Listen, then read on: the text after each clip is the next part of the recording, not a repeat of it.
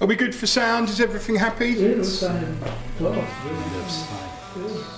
Okay. Welcome to 50 and Coping. My name is Jim, and that over there is Lee. Hello. You might have noticed we've been doing a lot of just him and me talking, but that's because there's a lot of conversation that actually started this show, and I think consciously we kind of always went towards a guest, right? But the guests in the next show are pretty epic as long as I can pull it off. Ooh. Okay, so that's good. Right, I need to talk about failure.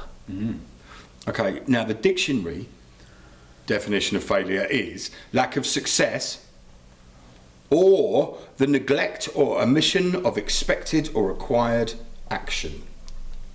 Okay. No. So failure is a bit of a buzz thing, isn't it? A concept of stuff and that at the moment. Yeah, it is. Yeah, there's a lot of motivational people saying that you can't succeed without failing and all of that stuff. I think that's true to a point. These flag waving life coaches though? Yeah. Okay. I do often wonder how they're doing. Because they look like they're succeeding all the time and therefore don't fail. Well, most of these people live on social media, so their lives are glorious and shiny with golden edges. But actually, most people who are shiny with golden edges on social media are usually desperately unhappy and failing terribly at life because they've chosen to be an influencer. What exactly are you influencing? You know? I'm not. So yeah. Right, okay, let's start with this. What's your perception of failure? My perception of failure. I guess it's a temporary failure to temporary failure to achieve something that you're aiming for. But temporary is the point. For me, failure is an event, not a state. Right, you say temporary, I say transient. Okay. It's the same as happiness. Yeah. Because you can't. Right. Well, I suppose you could draw a line under your life after you die. Should you be cognizant enough to do line drawing, and say I failed at life, just simply because you ended up dead? Well, everyone. But then we're all failures, my children, all of us, in that light. But I think, I've done some spectacularly failed things in my life. Yeah. You know, I've had motorcycle crashes where I ran out of skill. Yeah, so that's a failure to control my motorcycle to stay on its wheels. Yeah. Right, which resulted in a smashed left leg and, you know, all kinds of loopiness. I failed at different business stuff. Yeah. But the horrible thing about that prescribed response is you got to fail just to get back up and learn. It's true, isn't it? It is true. Yeah. Yeah. I was listening to a pod on the way over, and the guy said that he thought if he was scared of failure enough, he wouldn't fail, and therefore he would succeed. And it obviously turns out to not be true, because if you don't fail, you don't learn, and therefore you don't progress, you don't advance. Do you have to fail to progress? Because there must be people who've not failed at a goddamn thing, sailed through life, and their goals that they've achieved, be they easily achievable or just life goals, you know, but they've got there. I guess it depends on your measure of success, doesn't it? That's the thing, isn't it? If you don't achieve what you're aiming for, then you failed. If what they're aiming for is to be grey or vanilla and just bob through life, then they've succeeded in that. I have to say though, that is a life goal in itself, isn't it? I mean, if you are totally happy, which neither you or I ever would be, bobbing along, going to your shift, and you get off your shift, you go home, you watch your telly, or you play with your kids, or you go out to eat. Yeah. You know, all of that. If that's the life you want, that's so much easier. Yeah, so I think on reflection, my dad was. I think I might have said this before. Yeah. My dad didn't want a better car, didn't want a bigger house, didn't want to become a supervisor at work. He just wanted to do his job, which he loved. He wanted to have a laugh at work, do his job, come home and be with his family. I have to say, that's such a good level Yeah. to be at. But you see, because we're programmed by the society we live in today to a certain degree, I don't think. I mean, you're slightly different because you do something very specialised, right, for a job. Yeah. And also you're very good at it. But that didn't just happen. Presumably, you know, you learning the software or the coding or what, I don't quite understand what you do, so I apologise. Yeah. But, you know, you have to learn that. So at some point, you will have looked for a solution and failed to find one, but then learnt from what you haven't done. Yeah. So failure then is a trampoline to the right way to go. Yeah, yeah. So I talked to my daughters about this previously. So I diagnose software problems, basically. That's the primary part of my job. But I also fix stuff at home, having done loads of things with my dad when I was a kid. So that process means that a lot of the time when I'm looking at something, and there's a guy I work with that's exactly the same, when we're looking at a problem, people that aren't experienced problem solvers sort of join the conversation and say, "Oh, could it not be that?" And you go, "No," and you sort of dismiss it because your brain is already trained to do that, and you've sort of subconsciously knocked out those options, and those sorts of people almost detract from your problem solving process, because you've then got to explain to them why that. And there's times when Tim and I are looking at each other going, "No, it clearly isn't that, is it?" And they go, "But why isn't it that?" Because sure, no, but it isn't. Well, what? And then you end up, getting knocked away from it. I'd have to stand up and go, "This is why you don't do my job. Can you shut the fuck up and move on?" Yeah, but that I was, I love maths at school. Right? People always say, what's the point of maths? I'm not going to have to know how to work out, using Pythagoras' theorem, what the length of the hypotenuse is or whatever. But for me, the sort of counter argument to that is that it develops problem solving skills, and those problem solving skills are used in everyday life, particularly when you get into a job like mine.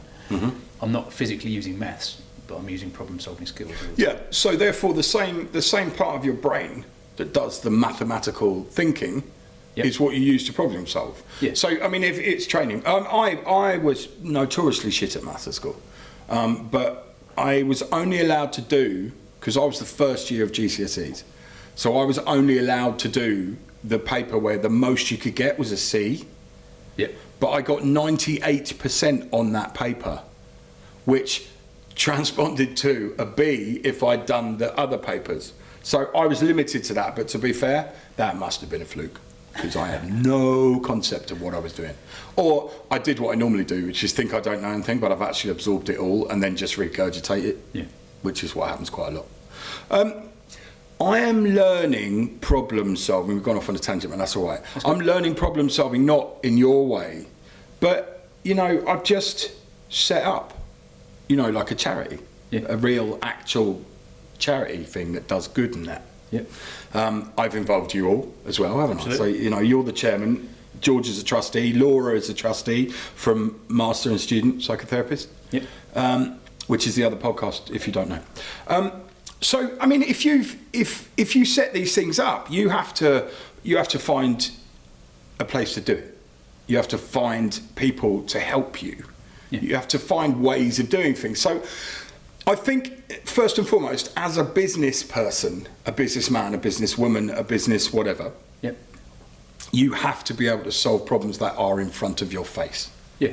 And it doesn't matter. My point is, it doesn't matter what that problem is. Whether that's a mathematical problem, a software problem, a problem finding a premises, a problem trying to find someone to work with, whatever.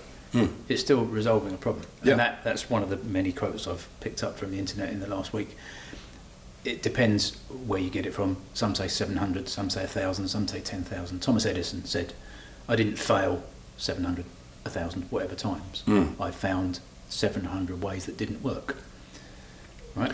Yeah. And that might sound a bit obtuse, but by establishing that, you've discounted that. Then there's an extension of that says, but each time I progress, I'll find I will eventually, once I've eliminated all the ways that don't work, I will find the way that does. And that's how we design the light bulb. I mean, if any scientist, biologist, physicist, chemist, chemistryist, chemist, I think. Chemistryist. Yeah. Okay, any of those to do what they do have to, right, this doesn't work, that doesn't work, this doesn't work, that doesn't work, this does, okay, but it doesn't work the way I want it to, so this has to fail, that fails, and then you're eventually, so you have to fall down a lot before you find the right thing. In that way, you're expecting to fail, aren't you? Was that your Sorry, phone? That was my phone, yeah. Yes! I am vindicated. Yeah. Mine, of course, is on loud still as well, so the vindication won't last long. Yeah, so they approach that with the expectation that they're going to fail. Yeah. Because you're not going to fix it first time. Which is healthy. Right, but societal failure is a lot different from problem. What is wrong with me today? Problem solving. Getting enough coffee today, I think. I think that is it. I am tired. Problem solving on a societal level. So, poverty. Yeah. The housing problem. Yeah. Right, so the government's, and I'm not getting political, but this just makes me laugh. The government's view of our housing problem is not to make as many affordable, rentable houses as possible, but just build as many houses that they get paid 3 times in different ways of tax. You know, all of the tax money that you get from different mortgages and all of that. So more people can buy 2 or 3 houses and then rent them on the market at the highest point. Yeah. Right? Social housing, there is a big movement by I think they're a charity, and they're just called social housing. And they're getting people like Suggs and other people. Suggs is the lead singer of Madness, one of your favourite bands. And he basically grew up in social housing. And without that social housing providing him with a home and a place for his family to be, he wouldn't be where he is today. And it doesn't feel like a private response. They haven't got some famous goon to go, this is why I am who I am. They've just got people telling their life stories and going, do you know what? You know, the Peabody Estates, you know, that was a charity-funded estates. There's one in Hammersmith that a mate of mine used to live in. And he bought the flat, right? And he lives in this estate, which, to be fair, I mean, we used to walk back from the clubs at 3 in the morning. There was never any problem or anything, you know. But it looked like a slightly run-down estate, right? But he grew up in that flat. His mum and dad were there, and they're no longer with us, sadly. And he still lives there now. He's minted. Well, I mean, you know, that's relative, but he was the marketing director for Bush Electronics for years. Oh, yeah. I mean, you know, they're quite big. He had a nice car. He then went freelance, had a slightly lesser nice car because he wasn't sure he'd make some money, and then made himself fortunes. Cool. Right? But I'll tell you now, him and his marketing team failed 2 or 3 times on some really big marketing schemes. But at no point did the boss go, well, that's failed. You know, that's rubbish, you're not doing this. He went, right, cool, that's not our demographic. We know that now. Yeah, I don't think any successful businessman has got there without failing plenty of times. Whether you look at the Steve Jobs and all that lot, or Richard Branson, or any of the people that Elon Musk or whatever. Maybe Elon Musk hasn't, I don't know, because he's got so much money. But right. People who have that amount of money, I don't understand how you even get there. So I can't comment on that world because I just don't live there. No. Right. So failure. What's failure to me, personally?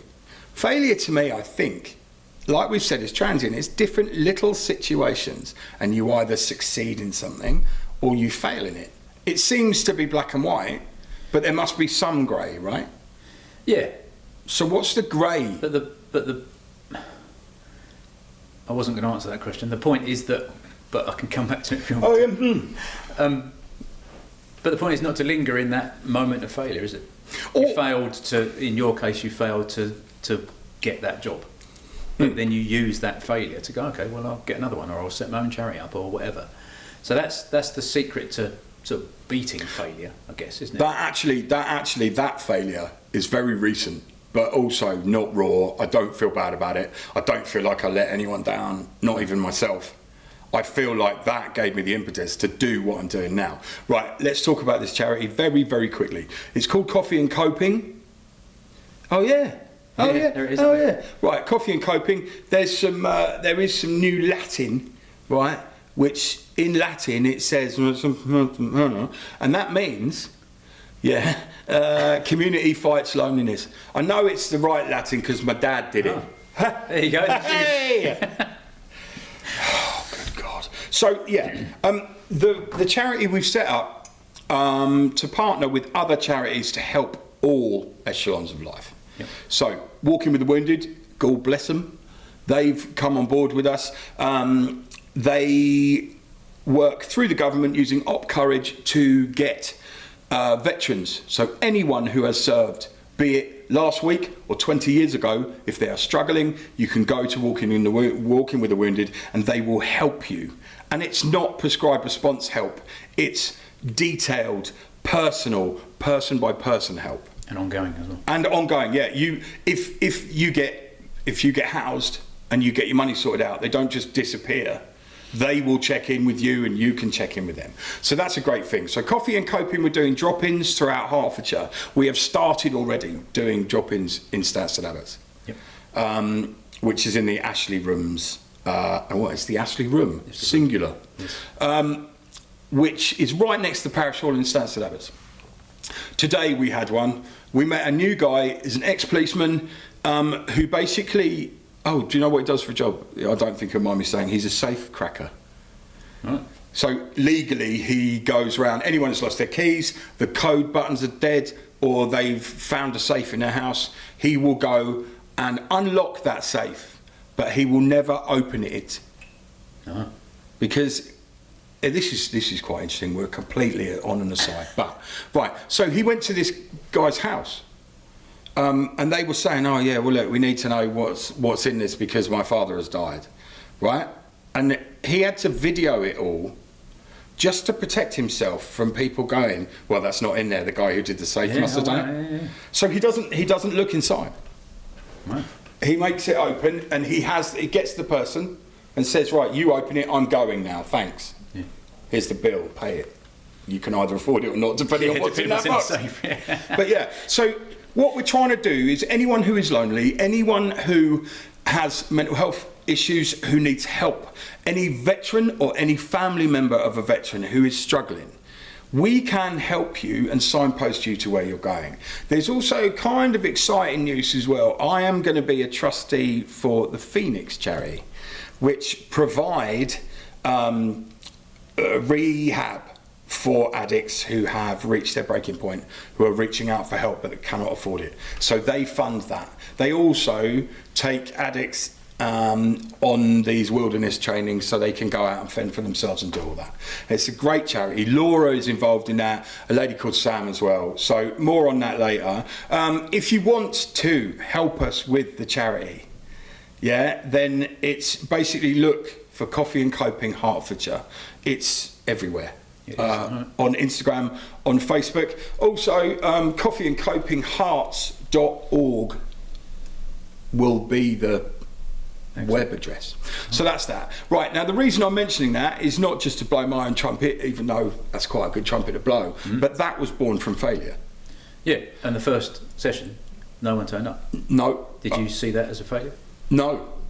Actually, I saw that as a really good excuse to have a really good meeting with the guys from Walking the Wounded. Sam turned up as well, who from Phoenix, and made some really good points about charities are not in conflict. And if they are in conflict, they're failing. That's a failure. Yeah. If all the charities work together on doing their specific genres, but passed on people who could help, they could get total blanket help. Also, I really do think that in this country, our failing is not helping the people of this country to the detriment of the economy and, people who are British or live in the UK. I'm not saying we can't help foreigners. I'm not getting involved in all of that, right? I think everyone deserves to be helped, right? Without detracting from the people in your own country, because you have to be able to turn to your government for help. And if you can't do that, then there's something really wrong. So yeah, born of failure came the charity. Exactly. Yeah. Which is probably all driven by that failure to get that job. Yeah, I did not get the job with Walking with the Wounded as a VSLO, but you see, would I have excelled in their limited Within their boundaries. Boundaries is the word I'm looking for, but you have to follow everything to the letter. Now, don't get me wrong, working with my own charity, we have to do that. We have to work to the letter of the charity's law. Yeah, but you said before, you have worked for a very long time, as your own boss, haven't you? So maybe it's worked out best that way. And also, obviously I've had support from you guys and, backup going, right, no, this is great, let's do it. But everything to do with this charity I've done myself because that had to happen. I had to see if I could do it. And I didn't need any help. I think we all talk a lot about, you should always ask for help. You should also do this. You should also, find your way. Yeah. To the point where you need to ask for help. Because a lot of the times you can just do what you need to do. Yeah, and it's the fear of failure that stops people, isn't it? Yeah. That's the thing. Right. That's the interesting to fail thing. Rather than fear. Yeah. I have no fear of failing anymore, I don't think. When I was selling advertising right at the beginning of all this life of mine in the workplace, I succeeded very, very quickly in making a shed pile of money for Nexus in Blackpool, which apparently have gone bust. I'm not surprised. But then there were 2 weeks after my first month where I couldn't put a deal together. Right? Everything fell through. Obviously, I'd made enough money, so I wasn't desperate anymore. I think that was the key. But also, I had this fear of picking up the phone because you had to cold call. So I would be afraid of somebody else saying no to me, right? And that in itself is a failure in that life. If you're going to sell advertising, you've got to crunch the numbers. Yeah. You've got to make 100 calls to get one result, and it might be 1,000 calls to get one result. And that's the way that world works. And I still, to a certain degree, even now, if I'm looking to sell something or a concept, my first thought is, am I ready to pick up the phone and hear no? Yeah. Well, with this charity, I haven't heard no once. Yeah. Everyone has helped. So there will be failures. There will be times where I can't get the funding I need to do what I need to do in that moment. But that failure then gets shelved and we move back to it and move on to a new project. Yeah, so you don't linger on it. You go, okay, well, that didn't work. Yeah, that didn't work. So we need to redo the funding next year when they come around again. That's the thing about failure as well. Is it final? Not unless you give up. Yeah. So the failure in itself is actually a propulsion system to get where you're really going. Because failure isn't. Well, yeah. I mean, as long as you get over that fear of failing again. Yeah. That's the point, isn't it? The reason people, I guess, give up is because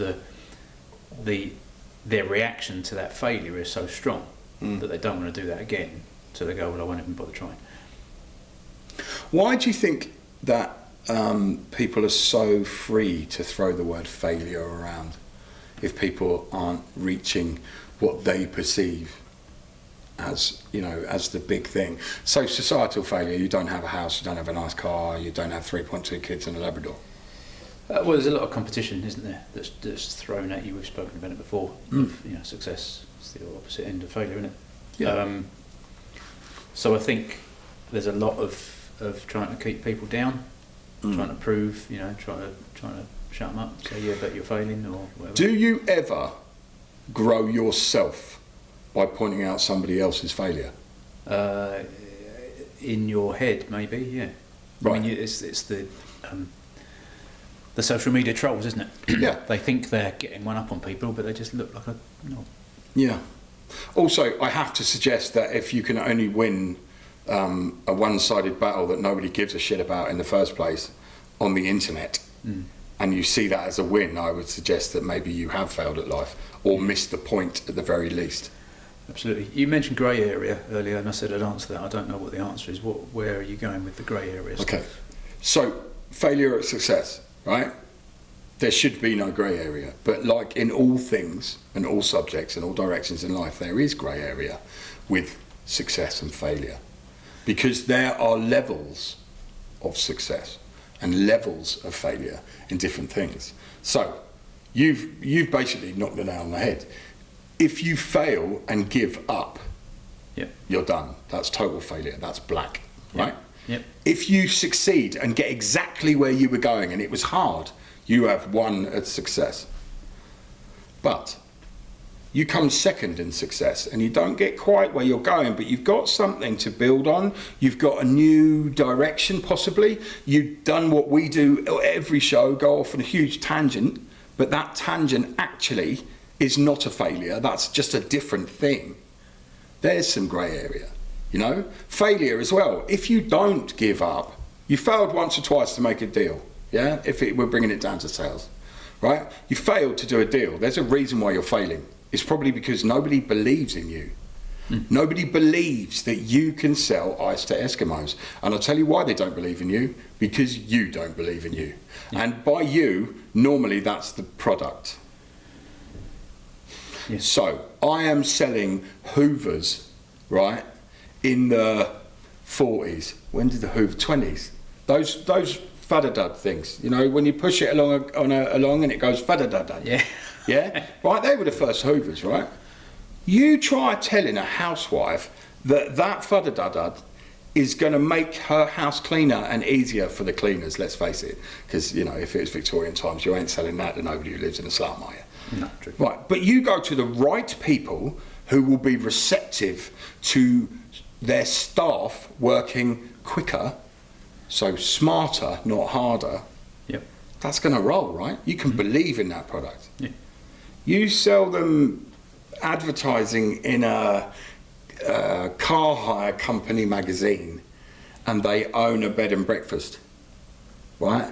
And you're trying to sell them that and you're going, why would anyone book a bed and breakfast from this hiring a car? If they've hired a car, they've already got there, right? That's from my life experience. I managed to spin it. That, yeah, they do that, but they take that guide home. And you see, when they got home, they liked it so much, they'll book it for next year, and then they'll turn full circle looking for a new place. And I believed that at the time, because I had to. So that's self-belief. And I found the concept to explain it. People bought it all the time. And then I think what happened was you have a little crisis of faith, because you actually realise you're lying to people for a living. But you're not. That could happen. But you don't believe the lie anymore. So you can't sell it. Yeah. See what I'm saying? Yeah, I do see what you're saying. Yeah. What was the wry smile for? My fundamental objection to salespeople, I think. Yeah, no, fuck right. Listen, all of us salesmen are arse faces. I haven't been a salesman for, oh God, okay, 28 years. But, well, apart from a drug dealer, of course, I've been, you know, is that a salesman? You don't really have to sell that. You've already got it and people are, I'm talking about being a drug dealer on a podcast. Right, so, what's the worst time that you've ever failed? In your idea of it? I guess what I consider to be my biggest failure was probably the collapse of my marriage and the impact it had on my kids. Right. Your kids now, how are they? Pucker. Yeah. How are you? Yeah, good. So, that failure might have been a springboard, might it not? Oh yeah, I'm in a much better place now than I was then. So Yeah. absolutely. And also, I mean, what I'm not trying to do is, you know, make light of that situation. But what I am saying is, once you've got through all of the situations you're seeing at that moment as failure, through the other side, sometimes you can turn around and go, oh my God, that was bad. But look where I am. Yeah, absolutely. I mean, my biggest failure is falling down the heroin hole. Being a drug addict, being helpless, hopeless, and all of that. Now, without that, I wouldn't be sitting here today talking to you on this very successful podcast of ours. No, I don't. I would also not be in a position to be a trustee for an addiction charity. Yeah. I would not have analysed my life to the point where now I genuinely believe it's my turn to help people rather than take from society. And I'm not being a knob. Do you know what I mean? I'm not flying a flag or trying to make a point, but that's where I'm at. Yeah. And we said right at the beginning, 3 seasons ago, this is a podcast based in truth. And that's why sometimes it's hard to watch. Because, you know, we're all quite honest about our emotions. And I think I remember what it was like being told I was going to die in hospital. I remember that day, and okay, I didn't die because my body hadn't given up, but I remember that thinking, well, fuck, I failed there. And I remember You do think, fuck, that's all on me, yeah? Oh yeah, I didn't. That's when I knew that my addiction was coming to an end, because I did not reach out to blame everybody else. But you didn't go, fuck it, well, you know, had a good time. I don't remember thinking. I mean, I remember being told, and obviously, when you're first told, you know, you don't really. You think, yeah, whatever, and then you're given a day or so to think about it, and then you think, oh fuck, this is real. You know, I've got blotches all my legs because my kidneys stopped working. I'm yellow because my liver's given up. Yeah. And then you think. But it wasn't. So yeah. So the initial reaction, the kind of live fast, die young. Yeah. Attitude of, oh, yeah, all right. I guess it's due. Yeah, I mean, I was completely convinced. You know, everyone dies at 27. You know, Kurt Cobain, Janis Joplin, Jim Morrison, all of that, right? I wasn't going to make it to 19. The only trouble with that is I'm 50, right? So not only did I make it to 19, I made it 31 years past that. So when you're young, you think it's glamorous to die. You think it's kind of glamorous. No, well, not everyone does. But I can only speak for myself, right? When I was younger, when I broke my knee playing rugby, I thought, oh, what the hell am I going to do now? Because the army disappeared, because I was going to join the Royal Artillery. Rugby disappeared, which was the only thing that meant anything in the reality. I went to a college instead of being at Haileybury anymore, and walked away from my A-levels because the whole teaching thing was bullshit. I don't know how any kids in that college ever got anything done. I just don't. So yeah, in theory I failed at my education, but I didn't. I got 11 GCSEs, right? I've run my own life apart from being an odd bins manager, and for a very short time an SO training manager. I do not have a clue how I got that job. Sadly I was quite good at it. But yeah, I got kidney disease, so I had to stop. But you know, the failures mostly have driven me on. Yeah. And when you look back on those failures, they're the things that enable you to pick yourself up and do it.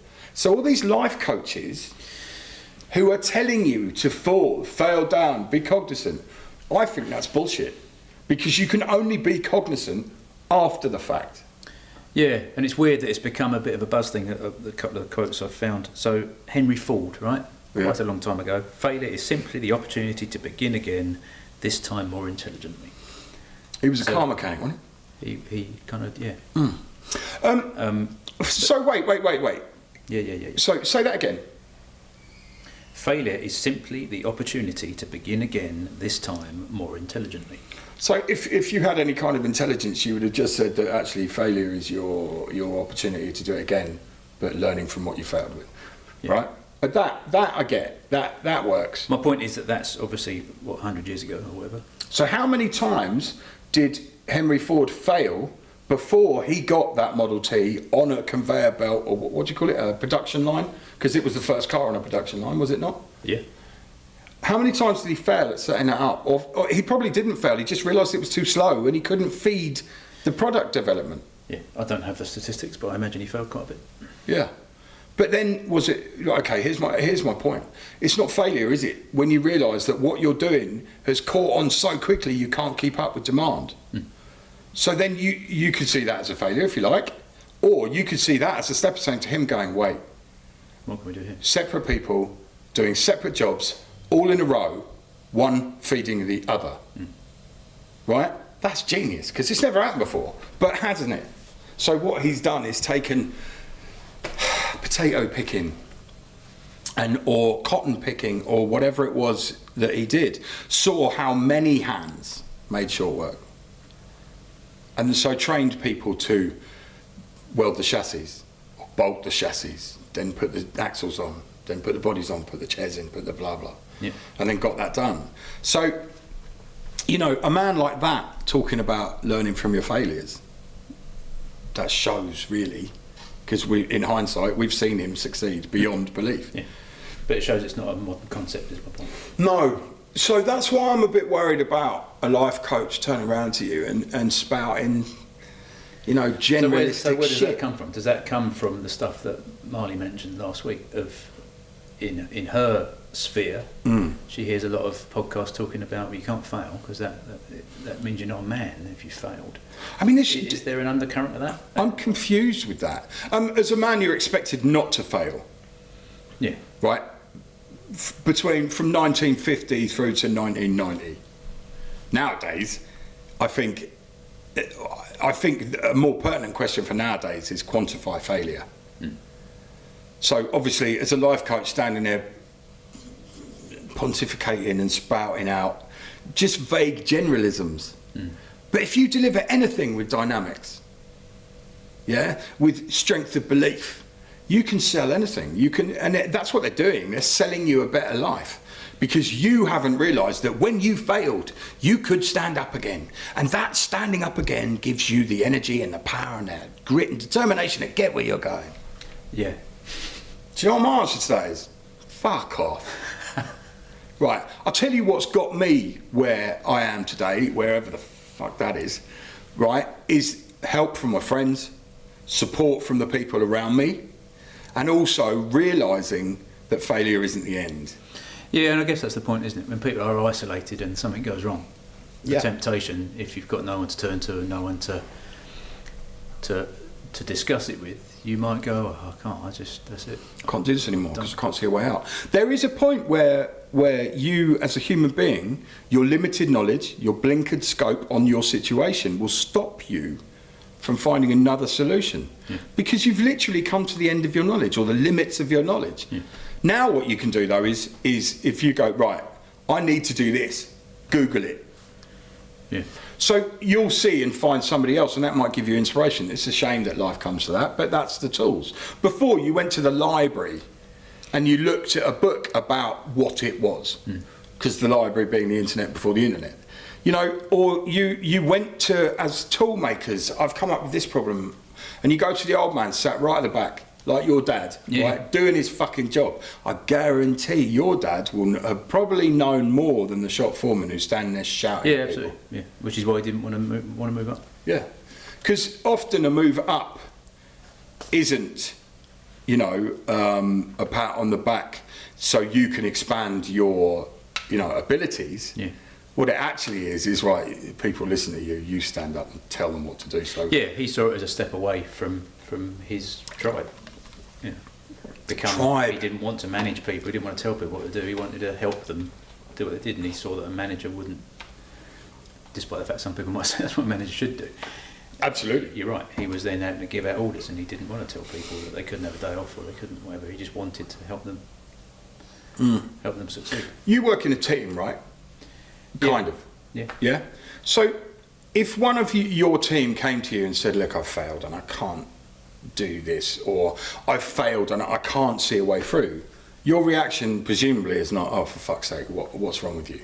You'd be like, right, and you take it, what? No, how do you deal with it? Can't answer that for you. I would say, well, think about it this way. Try this. Because you are an infuriating problem solver as well. I mean, it's infuriating, but it is tempting to take it off them and go, well, I'll do it then. Yeah. Because I know it'll be quicker a lot of the time. But I don't have the capacity to do that. So I'll have to go to them and say, okay, well, have you tried this? Have you tried this? Have you tried this? Go and try that, and then, you know, or go and find out the information. And when you've got that information, bring it back to me, and then I'll give you the next steps. I like to think that people will inherit the problem-solving skills by asking me how to help them solve the problem and not to solve the problem for them. Right. So you don't shut the door. You don't say, oh, fuck it, I'll do it myself.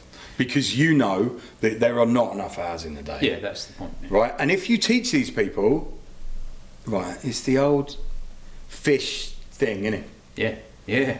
We mentioned this before quite recently, I think, talking to each other. No, it wasn't. Yeah, we do actually talk to each other outside of this show. So look, you can give a man a fish and he eats for a day. You can teach a man how to fish and he'll eat forever. Yeah. Right? Pure old thing that's been said a billion times. Well, do you know why it's been said a billion times? Because it's true. Training. Looking for education. I recently have really had a thirst for education. Not knowledge. Education. Because I poo-pooed my schooling. You know, A levels, yeah, whatever. I'm drinking, you know, or there's a bird around the corner, or whatever. You know, it's not something to be proud of, right? Because what I could have done is I could have bypassed half of the bad bullshit in my life and learned at that point, but I wasn't ready. That's not what my life was about at that point. No. And that's just as valid as anyone who goes through school, does all the learning, gets where they're going, goes to university, gets to 60 grand in debt, and then has to go and work at McDonald's. Yep. That's the trouble with life today, isn't it? You're made all these promises. Yeah. So in terms of people coming to me and asking for advice, I don't know if I mentioned this on a previous pod or not, but the most recent example of that wasn't about about a problem itself. It was about the way they felt after a conversation with someone else. They were under so much pressure to do stuff that they had a discussion / argument with someone, and they felt that they'd really let that person down and upset them. Right. But it's because they weren't able to cope with what they were doing themselves, right? Yeah. And so in that scenario, I had to get them to listen to, which I think is a piece of advice for anyone that isn't managing to cope with life generally, and is thinking that they're failing. It's the so what, right? It's a thing that psychologists use. Okay, so something's happened, and oh my god, well, so what? What? Yeah. So how are you going to react to that? What actually does that mean to you? You know, I've crashed the car. Well, so what? It's just a car. Did anyone die? No. And you know, no one's died is the thing that always came back to me. A guy I used to work with would always say that. You know, it was a massive work crisis. Well, has anyone died? No. Well, it's just work, right? So we'll find a way. Yeah. So that just sort of popped into my head as sometimes the thing that someone has failed at is not really the problem that they're trying to solve. It's the relationship that they've built or think they've destroyed at work or whatever. Yeah. Work dynamic is a big deal. Yeah. Because, I mean, that's why I've always worked for myself and with myself mostly. You know, the tattoo shop, I work with people, but they know as well as I do. If they step out, they do it wrong, not the tattoo necessarily, but they don't treat people right, and it's not done in a respectful way, then I'm going to have an issue with that because it's my name above the door, right? But if you don't get on with anyone, it's a chore, isn't it? I mean, I've been in a situation where I didn't want to go to work, and I own the place. Yeah. So I made up excuses not to be there. And as Mickey, who was in that picture up there, will tell you, all I had to do was say, I'm not coming in today, what are you going to do about it? Yeah. But I know as well that if you leave people alone, they start to take the piss. Because their name isn't above the door and they think maybe they're entitled to a bit more. And he'll never know. And I've had that as well. So, failure, let's look at that word in itself. I think failure today is used in such a large scope that actually it becomes meaningless. Yeah. So look, if you've set yourself a goal and you haven't quite achieved the whole thing, that can be a stepping stone for you to go, right, I've done all this, now why did I not get all the way? Is it just money? Was it time? Did I not really think the plan through? Yeah. Don't look at it as a failure, look at it as a way to push yourself forwards. And never be afraid to take a step backwards. If you're in a situation where you haven't done anything and it's all gone tits up, right? There's going to be a reason. Now, either that reason is you haven't got enough knowledge. You haven't got a structure in place that can catch you if you fall. If you haven't got enough money, what are you doing to look at that? You know, how can you find a way out of that? Yeah. If there are no futures in what you're planning, i.e. there's no cause and effect and result, then maybe you need to look at where you're going and how it's going. Because if it doesn't work, maybe it's not needed. Yeah. Maybe you can't succeed because it's not something that you actually should be doing. Yeah, but that's a decision to stop rather than a decision to give up.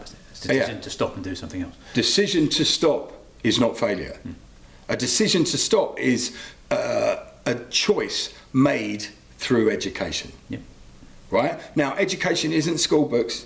Education is your own way of finding the answers to the questions you pose. Yep.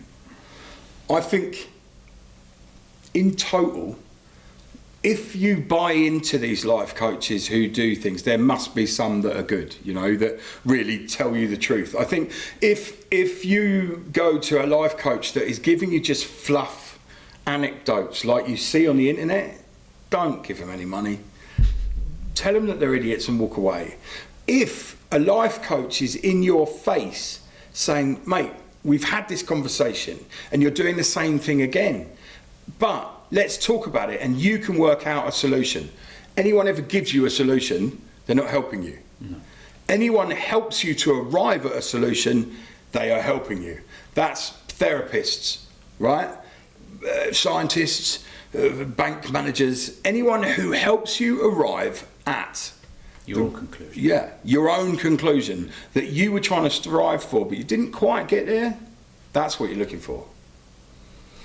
Maybe we should outlaw, in a world that is trying to cancel everything, maybe we should cancel the word failure.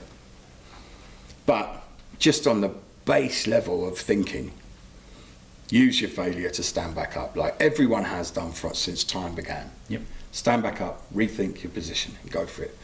I'd like to know, if at all possible, in the comments underneath, could you tell us what a failure that you see that is on you, so you think you failed at something? Not so I can laugh at you or you say, oh, well, what you should have done is this. Just to show yourself by writing down the thing you perceive as a failure and see what other people think about that.